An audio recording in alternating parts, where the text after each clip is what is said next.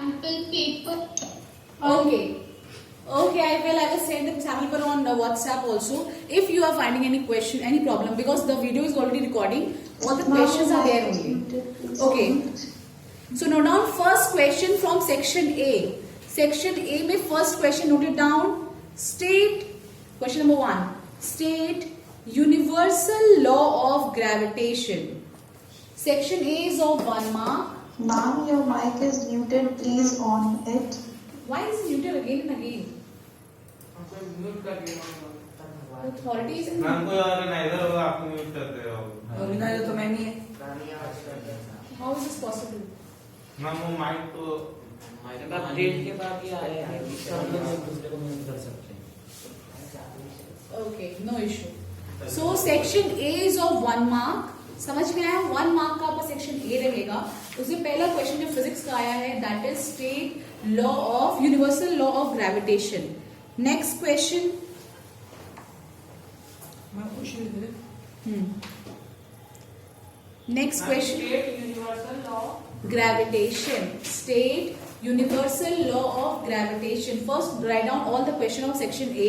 Then I will. सारे question 1 mark के हाँ सेक्शन ए में जितने क्वेश्चन मैं बता रही हूँ सारे 1 मार्क्स के होंगे. ठीक है. उसके बाद अभी हम पहले सारे क्वेश्चन देखेंगे फिर then I take out the answers also. सबसे आंसर्स पूछेंगे पूरे marks. Next question. Name a device. Question number 2 physics का ही है. Question number 2. Name a device which is used. Name a device What is question number 1? which is used to measure instantaneous speed. Used to measure instantaneous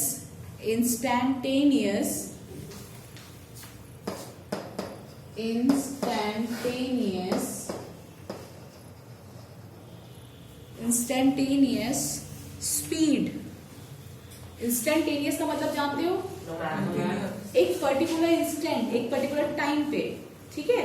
for example at this instant, at that instant, मतलब इस particular time पे, इस particular, जैसे अगर मान लो 5:02 पे ये एक इंस्टेंट हो गया, 5:03 पे ये Ma'am, दूसरा will instant हो it गया. be speedometer? Yes, the answer is correct. The answer is speedometer. But first, please note down the questions. ठीक है? Students and teams, please note down the question first. Then we will discuss the answers. Have you noted down? Yes, ma'am. Note down next question. When a person, yes, when a person jumps down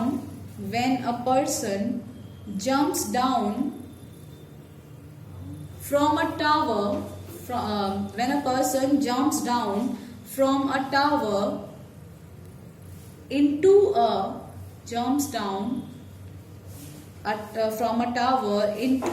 stretched trampoline,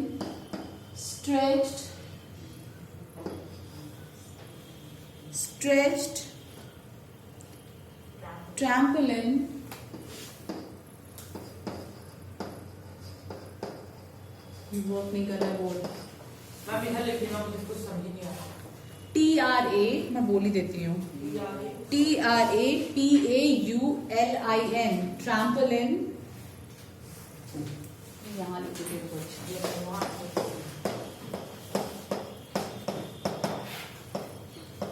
यहाँ पे भी नहीं लिख रहा बेटा.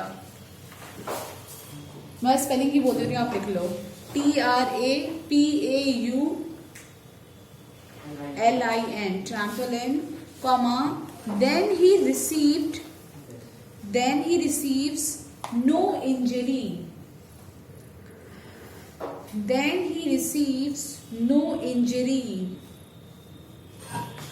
Full stop.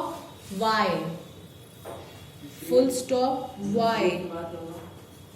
Receives no injury. Full stop. Why?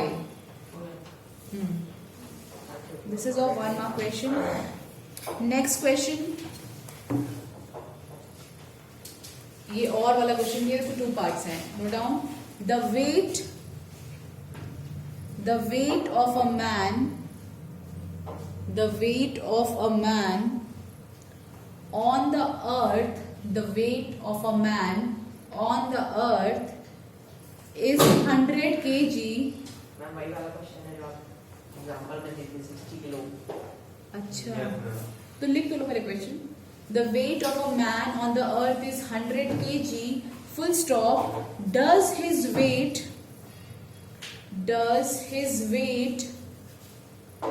on the moon? Ma'am, how Man can on I earth? in kg? The weight of a man on the earth is 100 kg. Full stop. Does his weight on the moon increases or decreases? Question mark. Decreases, ma'am. Decreases. Does- Yes. Unit of weight is Newton. How can it be in kg? Okay. kg बेटा आप उसे kg वो कर लो, क्या बोलते हैं, Newton कर लो। बस इसमें शायद मिसप्रिंटेड है, ऐसे कोई इशू नहीं है, ठीक है। बोल दीजिए ma'am.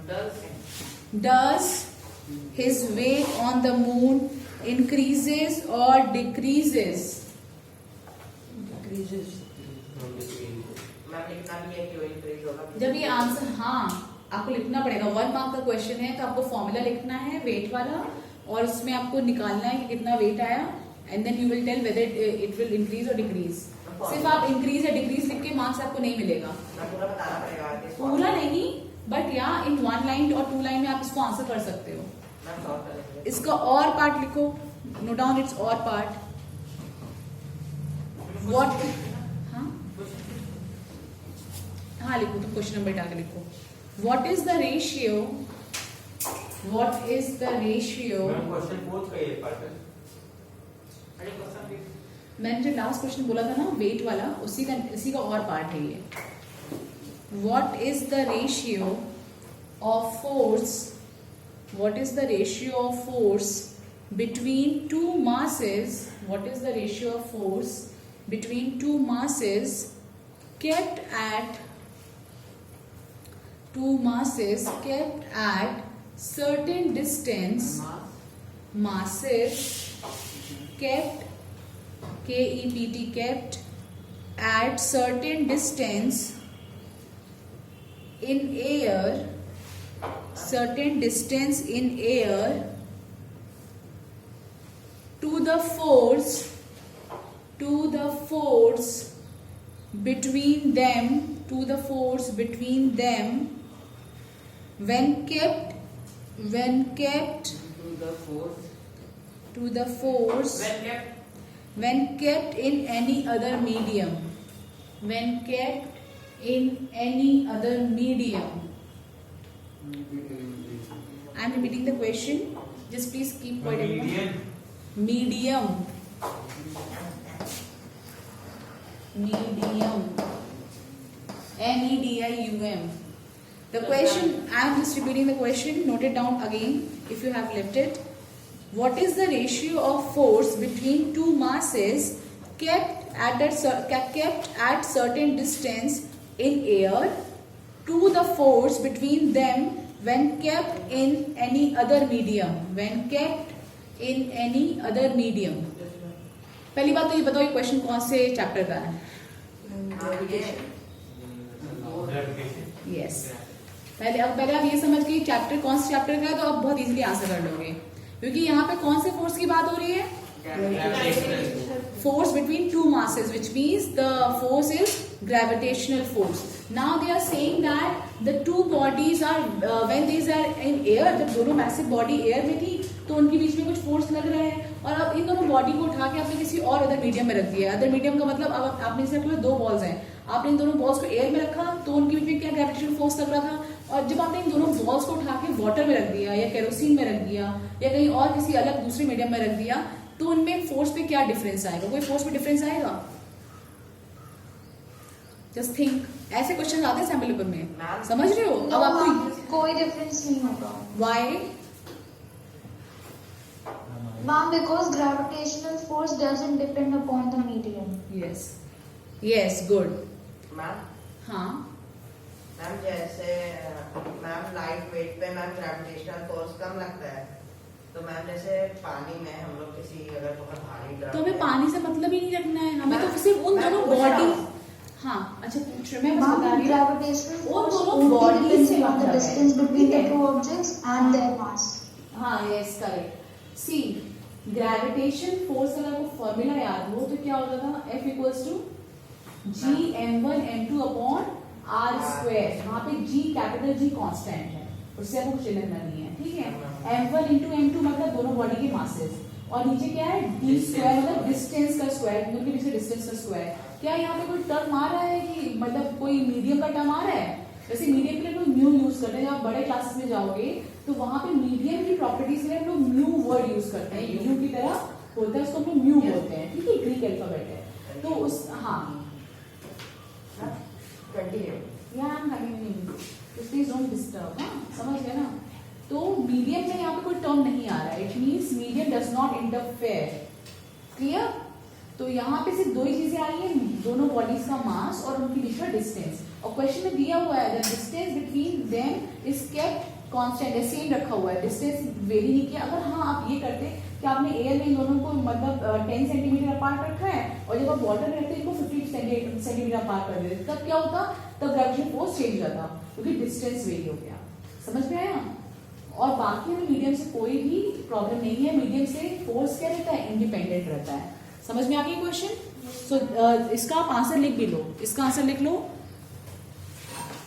The ratio of the forces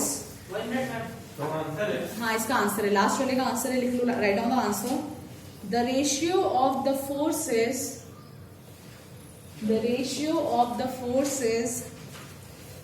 will be 1:1 the ratio of the forces will be 1:1 because will be 1:1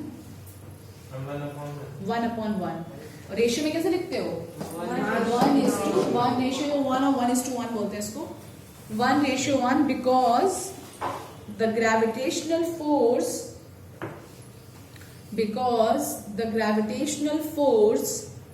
is independent because the gravitational force is independent of the nature of medium in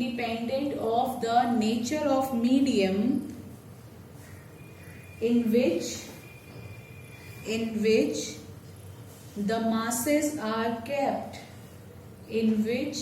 the masses are kept underline independent जहां पे independent लिखा है उसे underline कर लो independent of nature of medium वहां तक underline कर लो उसको समझ जाओगे ठीक है independent of the nature of medium इतने को अंडरलाइन कर लो समझ में उसके आगे लिखा नहीं अभी उसके आगे अंडरलाइन करने की जरूरत नहीं बस इतना ही अंडरलाइन करो तो आपको समझ में आ जाएगा अच्छा in which the masses are kept अच्छा उससे पहले वाले क्वेश्चन का आंसर बताइए अच्छा आपको सबको पता है the weight of the man just raise your hand yes what's your good name Ma'am, Preeti Mishra. हाँ आंसर दीजिए Ma'am, पहले क्वेश्चन बोलो आप the weight of a man on the earth is 100 Newton. Does his weight on the moon increases or decreases? हाँ what would be the answer His weight on the moon Ma'am, one minute. yeah His weight on the moon decreases because because weight on moon is equals to 1/6 of the weight of its weight on the earth. very good sit down आपको पता है weight on moon will be equals to 1/6 of weight on earth तो अगर wait अर्थ पे कुछ भी होगा उसका 6th पार्ट हो जाना है मतलब उसको डिवाइडेड बाय 6 कर देना है तो उतना मास या उतना वेट रह जाएगा मून पे तो it means that the weight will decrease पहली बात हमें पता है yes the weight will decrease why because we know that weight on moon is equals to 1/6 of weight on earth it means it is decreasing simple आप इतना show कर दिया you will get 1 marks उससे पहले वाला question क्या था when a person jumps down from a jumps down from a tower into the and sky. receives no injury. Why? When a person jumps down from a tower, Ma'am, may I answer third? Yes. Answer it. Ma'am, while a person jumps on a stretched trampoline, Yes. then the time taken to reduce his momentum increases, which is why the force applied on the man decreases and he has no injury. Very good. Very good. Anyone in the class? Anyone want to try, Shivam? Yes. What's a good name? Ma'am, Yes, Arpit. ma'am, when the person jumps from the tower, he goes down with speed. But when the when he lands on the stress trampoline, the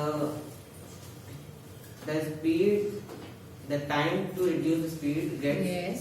increased, हाँ. and also the energy released during the jump हाँ. also gets distributed along the trampoline. हाँ. So he receives no injury. Okay well done. देखो बहुत सही है, उसने बिल्कुल सही आंसर किया था. I think Kashish was answering स्वास्थ्य. अच्छा ठीक है, जो भी आंसर कर रहा था it's okay. Now listen to me very carefully. Trampoline आप सबने देखा है, रियल नहीं देखा तो टीवी पे देखा है. तो जब कोई इंसान किसी टावर से जंप करता है ट्रैम्पोलिन पे, तो क्या होता है, वो एक फोर्स का, जैसे फोर्स का नीचे गिरेगा तो ट्रैम्पोलिन नीचे तक जाती है, और जब तक वो नीचे तक जाएगी तो वो क्या करती है, उसके फोर्स उसका टाइम इंटरवल को बढ़ा देती है. जो इम्पैक्ट फोर्स के इम्पैक्ट का टाइम था, अगर वहां पे ग्राउंड होता तो उसको बहुत तेज छोड़ाती. ठीक है. अगर आप ऊपर वाले, अगर मान लो जैसे आपने देखा होगा रेस्क्यू ऑपरेशन में ट्रैम्पोलिन लगाए जाते हैं नीचे, लोगों को बचाने के लिए लगा देते हैं. बड़े बड़े वो शीट्स होते हैं जो कि स्ट्रेच होते हैं. एक तो एनर्जी डिस्ट्रीब्यूट होती है, कुछ सही है. दूसरी चीज क्या है, टाइम इंटरवल इंक्रीज करता है. जब टाइम इंटरवल मतलब है फोर्स को इम्पैक्ट वगैरह टाइम ज्यादा खिंच गया, तो जो फोर्स है वो आराम से जहाँ ग्राउंड पे लगने वाला था वो क्या होता है, वो नीचे तक जाएगा. तो ज्यादा टाइम मिल गया उस बंदे को उसके ऊपर. जब ज्यादा टाइम मिल जाएगा तो क्या हो जाएगा, फोर्स जो होगा वो कम हो जाएगा और उसको इंजरी क्या होगी, कम लगेगी. समझ में आया? तो टाइम इंटरवल जंप तो होता ही है, तो वो तो जंप होता ही है, तो एक्शन और रिएक्शन तो होगा ही ना. ज्यादा ऊपर जाएगा. नहीं नहीं, क्योंकि नीचे तक जाता है फिर इतना ऊपर नहीं जाता है, वो मीडियम जाएगा फिर धीरे धीरे कम. ठीक है. लेकिन अगर इतना है कि टाइम इंटरवल, इसका भी आंसर लिख लो. Note down the answer. When a person jumps, answer. Note down the answer. When a person jumps.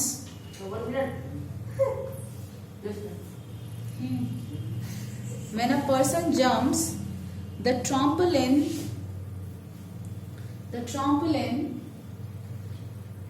gets depressed when the person jumps, comma लिख लिया. The trampoline gets depressed at the impact. The trampoline gets depressed at the impact. Therefore, impact time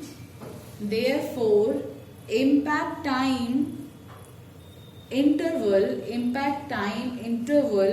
increases as a result. इसको underline कर लो. Impact time interval increases, इसको underline कर लो. Impact time interval increases, full stop. As a result the person experiences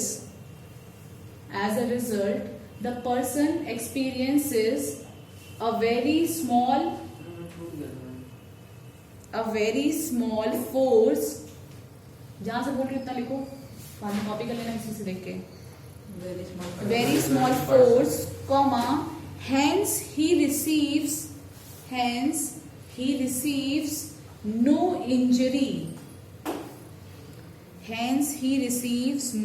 injury. ठीक है. अब से नेक्स्ट क्वेश्चन आया, वो क्वेश्चन लिखो. Right down the next question. Determine, ये भी सेक्शन ए में ही आया है. Determine the force of gravitation. Determine the force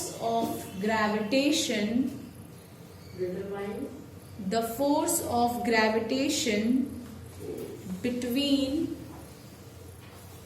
determine the force of gravitation between two objects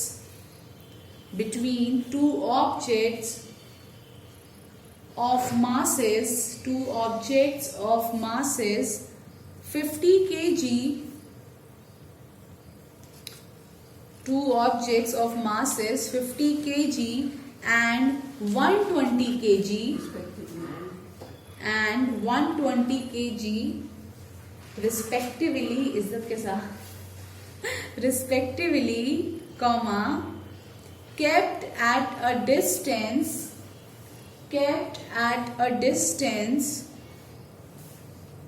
of 10 meter from each other. Solve it. This is also came in 1 mark. Ma'am, 50 kg and 120 kg. Yes, 50 kg and 120 kg, and the distance between them is 10 meter. 50 kg and 120 kg, and distance is 10 meter. Solve it. Of 10 meters.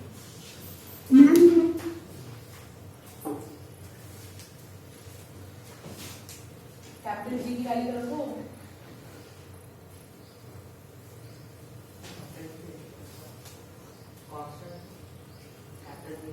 हाँ, capital G constant की value क्या होगी? HCR निकाल लाए HCR record book का. Capital G की value देखो क्या होती है? 6.63 into 10 to the power -11. आपको फॉर्मूला लिखना है फोर्स का. F equals to capital G into m1 into m2 upon distance square. आपको कैपिटल G की वैल्यू अगर नहीं पता है तो note it down. 6.63 into 10 to the power -11. This is the value of capital G. Capital G is equals to 6.63 into 10 to the power -11. This is the value of capital G. M1 कितना दिया हुआ है? 50. M2 कितना दिया है? 120. What is the distance? 10 meter. तो 10 meter क्या हो जाएगा? 100 स्क्वायर हो जाएगा. Yes, 100. अब फटाफट सारी वैल्यूज पुट करो and tell me the answer. Approximate answer निकाल लो कितना आ रहा है.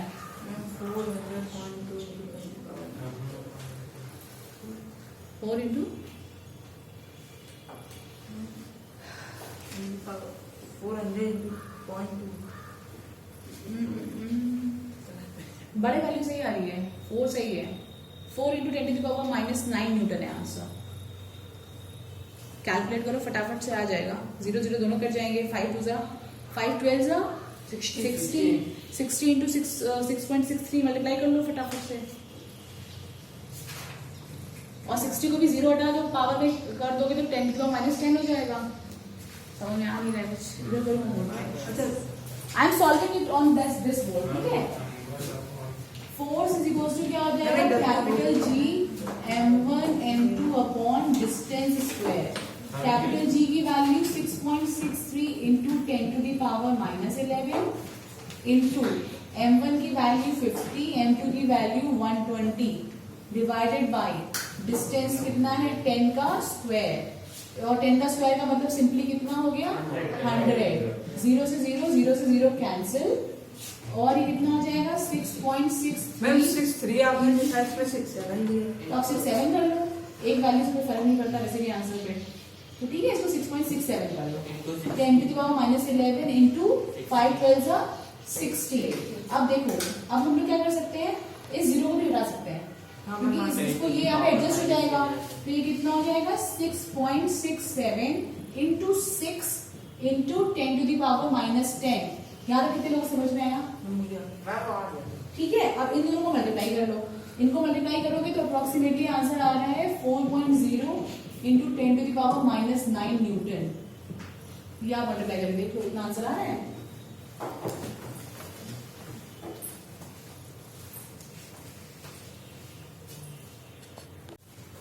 Students on Teams, I have done the the calculation on white board there. आप लोग वीडियो में देख लेना अगर आपको समझ में नहीं आया. ठीक है, कैसे प्लेस करना है. मेथड समझ में आया कैसे करना है. आपको बस यहां से मल्टीप्लाई करना है 6.67 से 6 को. ठीक है, तो आपका आंसर अप्रोक्सीमेटली उतना आ जाएगा. This is your answer.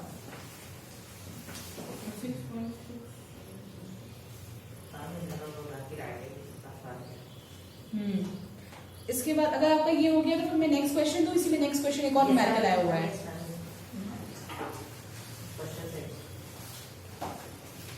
Note down next question. 40.02.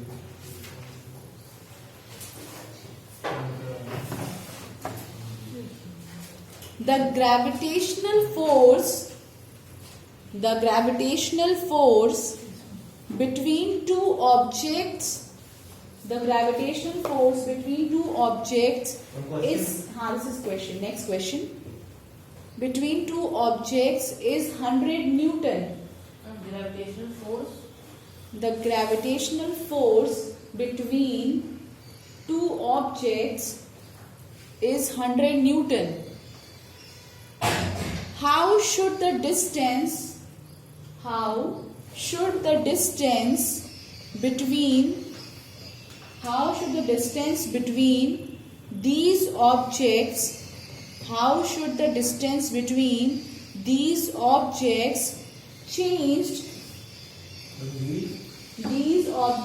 changed so that force between them, these objects changed, changed, you are very slow, changed so that force between them becomes 50 Newton, so that force between them becomes 50 Newton. This is also came in 1 mark. Them. Next question, assertion and reason. Assertion की spelling. Assertion की spelling इधर से पढ़ के आना. ठीक है, देख लो. A assertion, ASSERTION. assertion दिया हुआ है. The work done by, assertion is the work done by a force on the body,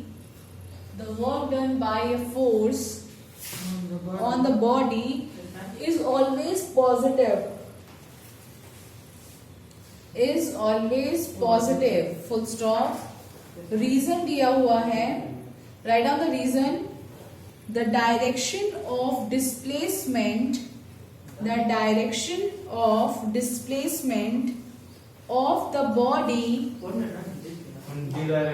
the direction of displacement of the body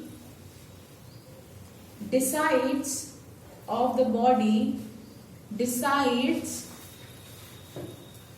whether the work done, the direction of displacement of the body decides whether the work done would be positive or negative.